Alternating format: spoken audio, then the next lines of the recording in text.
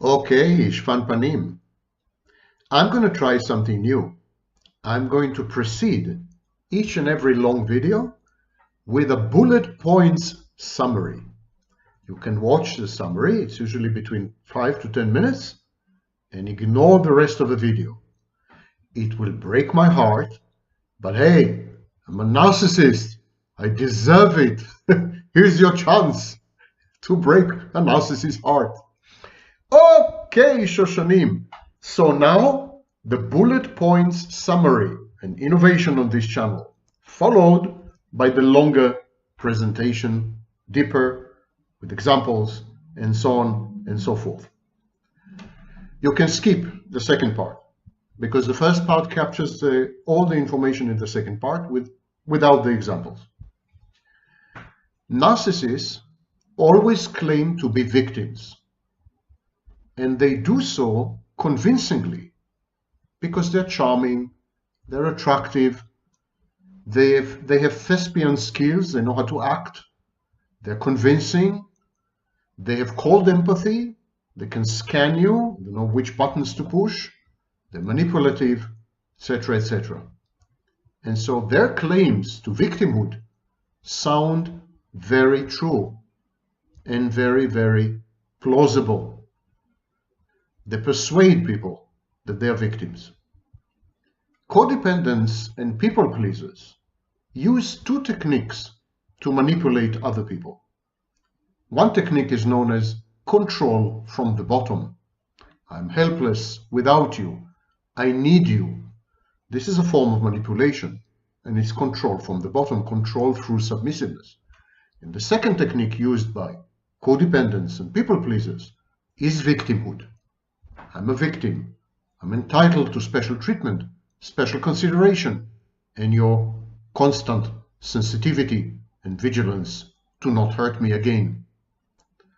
So, but narcissists use these techniques as well. It's very difficult to tell apart narcissists from real victims, narcissists from codependents, and narcissists from people pleasers. Many narcissists claim to have been victims of narcissistic abuse, to have been discarded cruelly, to have been devalued unjustly. These claims are made both by real victims and by narcissists who hijack the narrative, mimic the victims, and essentially snatch the whole scene. So how to tell which is the real victim and which is the narcissist? Number one, splitting. Narcissists, exactly like borderlines, split. Splitting is an infantile defense mechanism which says, I'm all good, everyone else is all bad. It's also known as dichotomous thinking. There's nothing wrong with me. I have done nothing wrong. I am a kind, empathic, nice, loving, caring person, compassionate, helpful, attentive, and yet I'm constantly being taken advantage of, abused, and used because people out there are bad. I am all good. They, whoever they may be, are all bad. This is splitting. Splitting defense is used only by narcissists and borderlines. Real victims do not split. Even people pleasers and codependents do not split. Splitting is a prime red alert, prime warning sign that you're dealing with the narcissist. Listen to what the narcissist says and ask yourself, is he constantly presenting himself as essentially all good while everyone else is taking advantage of him, harming him, hurting him, etc.? So this is splitting. Number two, non-discrimination. The narcissist would blame whole populations. He would say, for example, all my girlfriends betrayed me and hurt me and abused me and cheated on me. All my spouses, all my business partners have victimized me stolen from me, took advantage of me, etc. So the narcissist would generalize. He would generalize to populations. Generalization is a fallacy, is a kind of mental health issue, and it is dealt with in cognitive behavioral therapy. So narcissists generalize. A narcissist wouldn't say, well, this girlfriend was really bad, but this girlfriend was great. A narcissist would say, my girlfriends, as if they all belong to a club or a political party together. You know, my girlfriends did this to me. My business partners did this to me. He would generalize about groups of people, and he would then go on to place himself as the victim of these people. Only narcissists do that. Victims are much more nuanced. Number 3, self-pity. Narcissists, and especially covert narcissists, pity themselves. And they pity themselves visibly, publicly, ostentatiously, conspicuously. It's a currency. Their self-pity is a manipulative ploy to pull at your heartstrings. And so the self-pity and the ostentation that goes with the self-pity, they are coupled with goal orientation. The narcissist wants something from you. If he is on YouTube, he wants your views and the advertising money. Otherwise, he wants to become a celebrity. He wants to have sex with you. He wants to take money from you. He would pose as a victim, a helpless, hapless, innocent, totally innocent victim, just to get you to do what he wants. It's manipulative. Remember, a true victim, a real victim, would never wallow in self-pity, in public at least. He would never do this, and he would never ever couple self-pity with some goal. He would never go on YouTube and pity himself. Next, alloplastic defenses and an external locus of control. A narcissist would blame others for all the misfortune in his life, all his failures, all his defeats, and all the bad turns. It's never his fault. He is never in the wrong. There's an external locus of control. He is just there, a passive, inert object, the recipient of other people's malice and mental illness. He is a victim by virtue of existing. There's no responsibility or blame. He never assumes responsibility or blame. It is a defense against shame and guilt, which in the narcissist case are life-threatening. But still, it's there.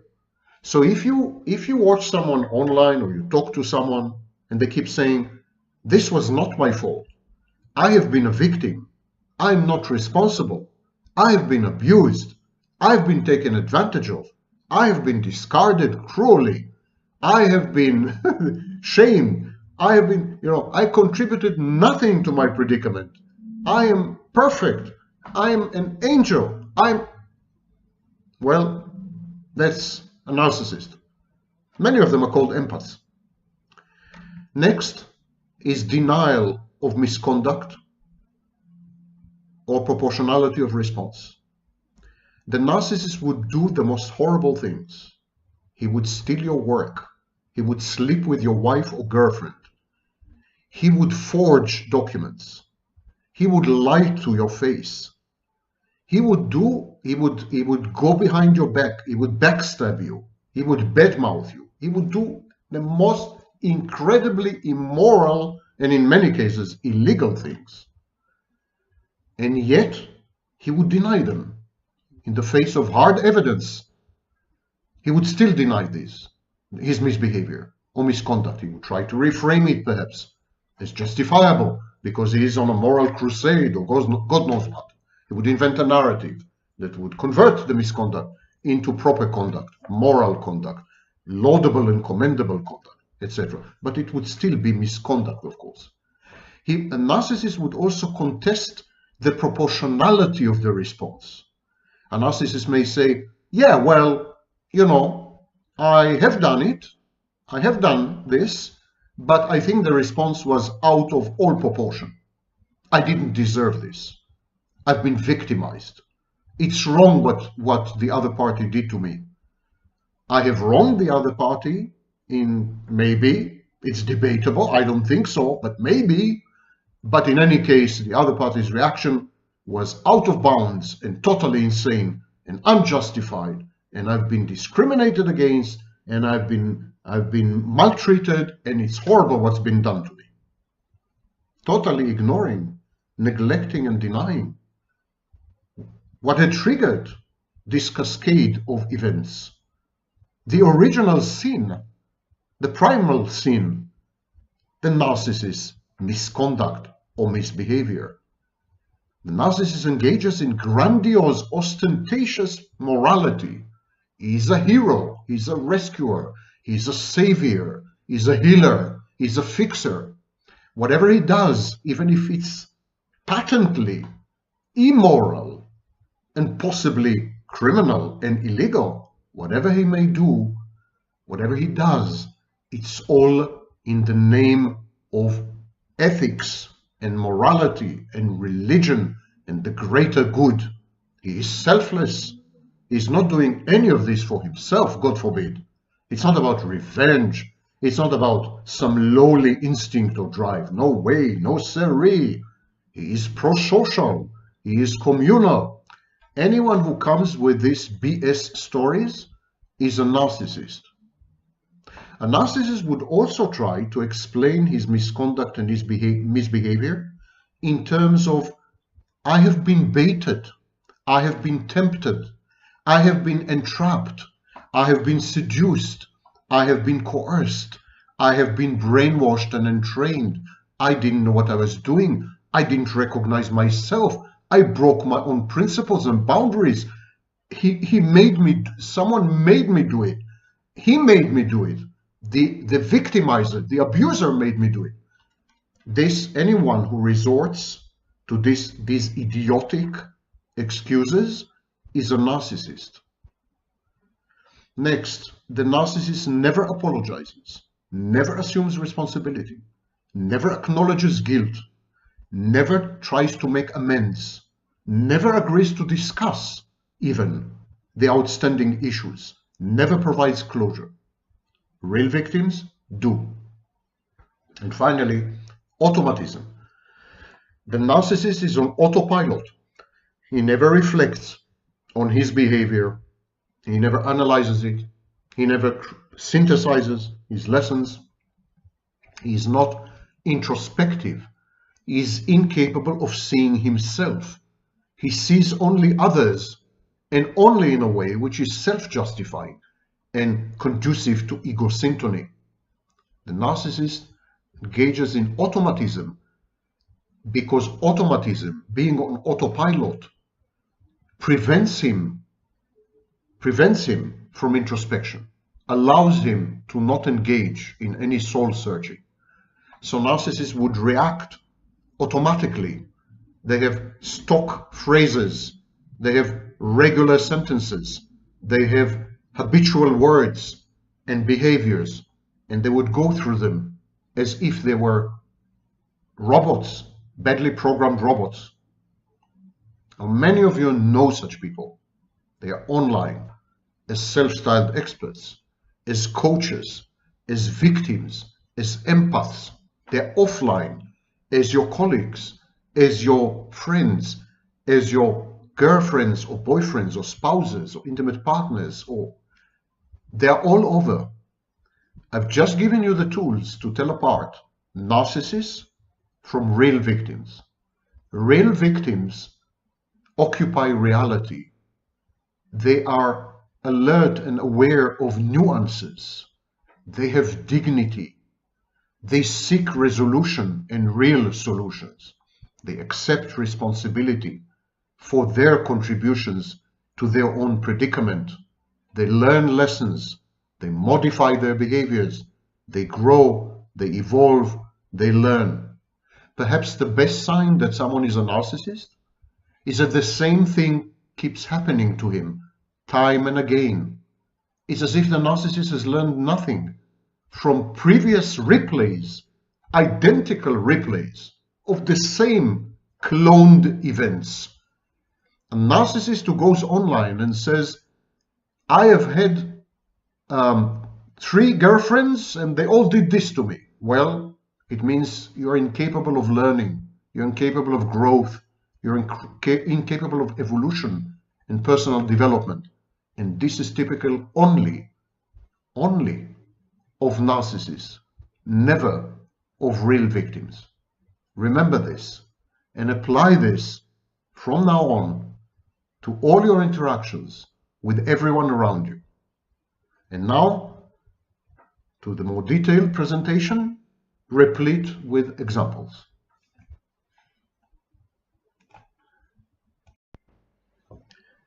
Here is something to boggle your mind. Every narcissist, overt, covert, dead or alive, claim to have been a victim, or at the very least, to have been victimized, discriminated against, framed, set up, treated unjustly, abrasively, harshly. Every narcissist says this, no exception. How on earth can we tell the difference between narcissists posing as victims and real victims? Now, mind you, here's the problem. Narcissists truly and honestly perceive themselves as victims.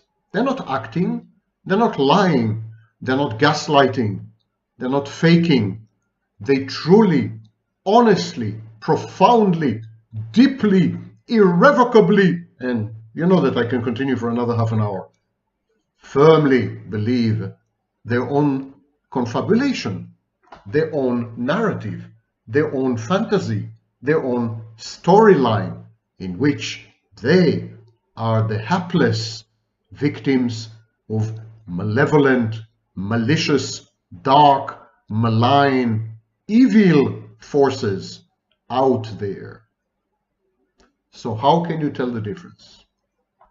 I'm going to teach you a few ways. These are kind of tests to tell apart a real victim from a narcissist who believes himself to be a victim. Now, of course, when I say he, it's a she. When I say him, it's a her, etc., etc.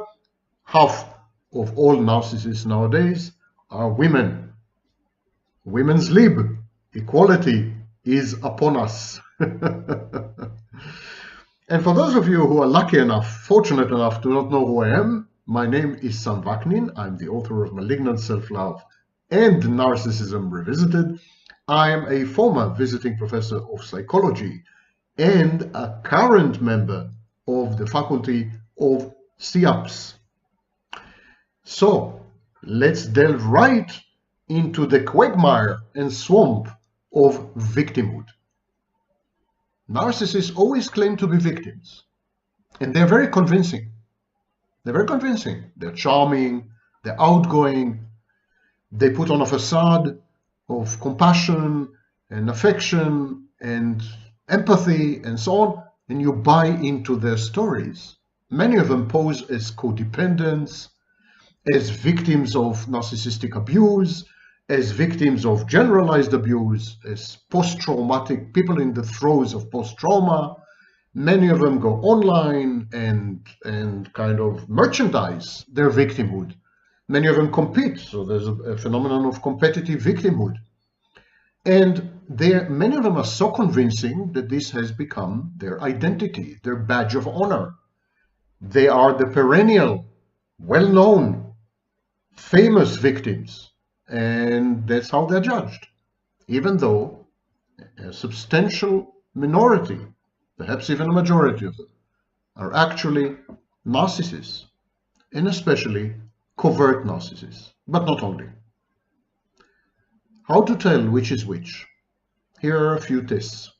Number 1, splitting. A narcissist would engage in splitting, which is a primitive, infantile defense mechanism. Splitting says, I'm all good, they are all bad. I've never done anything wrong. I've been wronged all my life. Having introspected, having interrogated myself, having soul searched, I discovered that I am blemishless. I am flawless. I am 100% on the high moral ground. There's nothing wrong with me, and I've never done anything wrong to anyone. This all or nothing, black or white, all good, all bad, all angels, all demons, this kind of thinking is known as splitting or dichotomous thinking, and it is typical only of narcissists. Real victims don't have this. So many of the so-called empaths, of coaches who pretend to be codependents and victims, of self-styled experts who claim to have been victims of narcissistic abuse, many of these people are actually narcissists because they engage ostentatiously, conspicuously, visibly, and publicly in massive acts of splitting. Only narcissists split. Remember that. Victims never do. Real victims have a much more nuanced perception of reality. They are much more attuned to the gray zone, to the gray area between the black and the white, to the fact that people are not all bad and never all good, that life is a complicated proposition, that things happen even to the best of people. So real victims have a much more realistic grasp of the process that had led to their victimization. As I said, much more nuanced. Not so with narcissists. Second test, non-discrimination. Non-discrimination is simply every girlfriend I've ever had has betrayed me, abused me, destroyed me, abandoned me, cheated on me, killed me and my dog. Every girlfriend. There has never been a single exception. All of them, no exception, have done this to poor me. And by the way, the element of self-pity is a warning sign. If you spot self-pity, that's a narcissist. Victims have dignity. Victims don't pity themselves.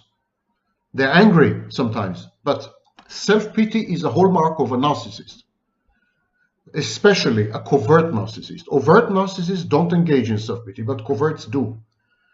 So there is this pitying, self-pitying tone, you know. All my girlfriends were horrible to me. All my spouses, all my business partners, they victimized me, they discarded me, they treated me harshly, I was so good to them, I gave them everything, I gave them love, I gave them money, I gave them sex, I gave them this, and they just keep victimizing me. Everyone keeps victimizing me.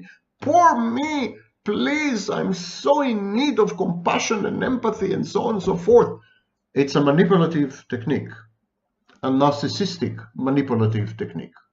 Beware, if you see anyone whose narrative, whose story is that everyone in his life has victimized him, everyone, and that he has done nothing to deserve this, and he self-pities and shares this self-pity with you, but in a setting where there are certain positive outcomes, certain goals. So for example, a narcissist would share his story with you because it gets him views on YouTube. Or he would share this story with you because it would make him some money. Or he would share this story of victimization and self-pity with you because it would get him laid.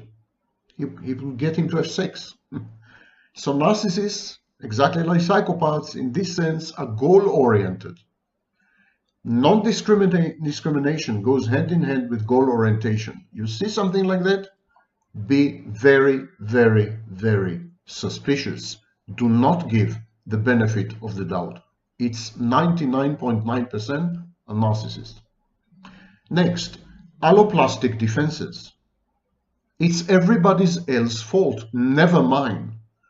None of this is my fault. Everything that has ever happened to me is not my fault. I'm a poor victim. I'm a poor codependent. I am a lamb. I didn't see it coming. I am so innocent and pure of heart. I'm so giving and so caring and so amazing and so loving and so this and so compassionate and so empathic and so warm-blooded and so I don't know what. And you see what they're doing to me? You see, none of it is my fault. I'm not responsible. I contributed nothing to my repeated predicament. Nothing. This is called alloplastic defense. Alloplastic defense is when you keep blaming others all the time, even when you have misbehaved egregiously, even when your misconduct screams to high heaven, it's still never ever your fault. You want to figure out if someone is a real victim or a narcissist? Listen to him. If he never ever says, I'm sorry, I did something wrong, it was partly my fault, I contributed to it somehow, I accept responsibility, accountability, I am learning to recognize myself and my involvement in all this. If he never says, I'm sorry, that's a narcissist. If he never says it's partly my fault, that's a narcissist. If he never accepts responsibility or his contributions to whatever has happened, that's a narcissist. Real victims go through thorough, functional, healing, soul searching. They recognize their contributions and their involvement, the wrong choices they've made, the bad decisions, and they vow to themselves to never repeat. But the narcissist, no way. He just happened to be there in the wrong time and the wrong place. At the wrong place, that's all. None of it is ever his fault. None of it. Yeah, well, he did, he did misbehave here and there. He did steal. He did, forge. He did do all kinds of things, which happen to be anything between immoral and illegal. But so what? He did not deserve to be victimized. His own bad behavior is never acknowledged, and he never expresses remorse or regret, ever. That's a great sign of a narcissist. Real victims never behave this way. Never. And the last thing I would say, although there are quite a few other tests, but the last thing is automatism.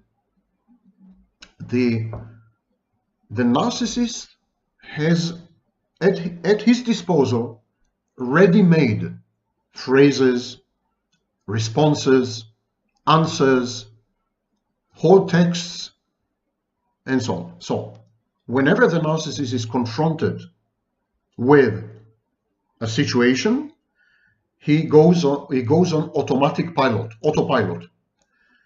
So whenever something bad happens to the narcissist, automatically he says, I've been a victim, I've been victimized, I'm codependent, I'm helpless, I'm traumatized,